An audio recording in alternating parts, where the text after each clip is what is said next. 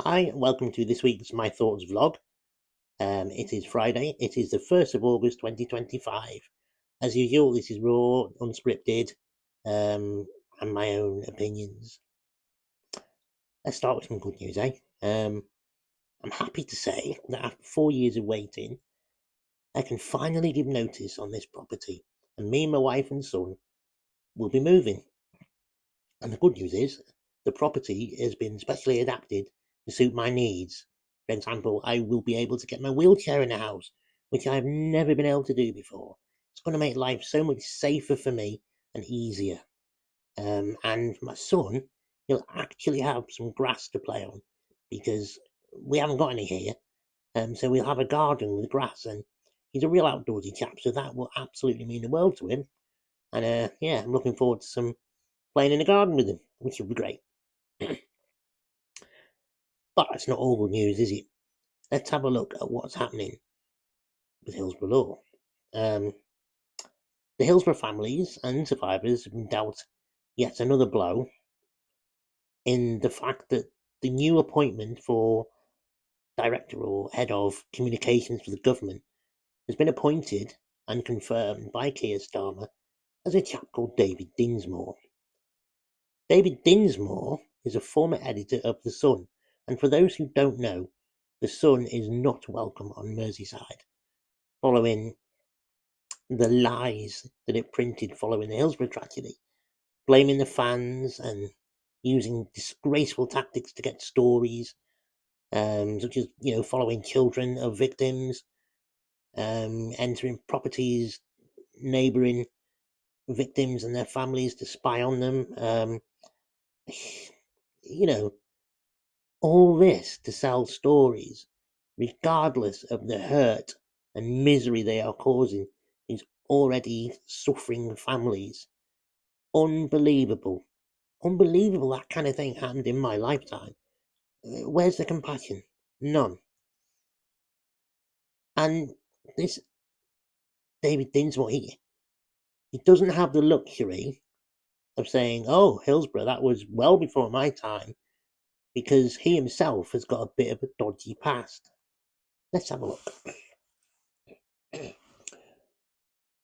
David Dinsmore, while at the Sun and News UK, was convicted of breaching the Sexual Offences Amendment Act after the Sun published an image which could have led to the identification of a victim of sexual abuse. Disgraceful. Repeatedly published pictures of topless young women in the Sun newspaper. He was crowned Sexist of the Year in 2014. He oversaw endless and false denials that the Sun was involved in the phone hacking scandal, eventually exposed in January 2025, when the Sun was forced to apologise.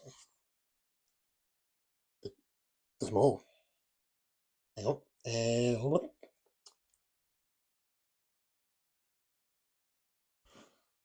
Dinsmore oversaw significant and repeated breaches of basic editorial standards at both The Sun and The Times, with publishers accused of disinformation, Islamophobia, misogyny, and more. And that is the guy that the government, well, Keir really, seems to have chosen to head the communications department. A proven liar, a misogynist, somebody with Islamophobic tendencies. What were they thinking? And all this at a time when they haven't passed Hillsborough Law and they're still umming and ahhing about what they can get away with so that it won't affect their ability to lie and they don't have to, see that funding is fair between the state and the families. It's just another slap in the face to the Hillsborough survivors and families. I mean, how much more are they supposed to take? Is it personal? Is it personal against Liverpool? Is it personal against the Hillsborough families and survivors? Because it really begins to feel that way. I tell you what, it's going to be an interesting conference in Liverpool, isn't it? I don't think Kia is going to get a warm welcome, to put it mildly. Yeah, it's You couldn't write it, could you, putting a guy like that in charge of the communications? A proven liar. What is the world coming to? Anyway, I think that's all from me right now.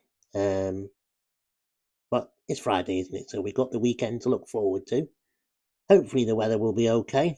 Yeah, so enjoy your weekend, and I'll see you next week.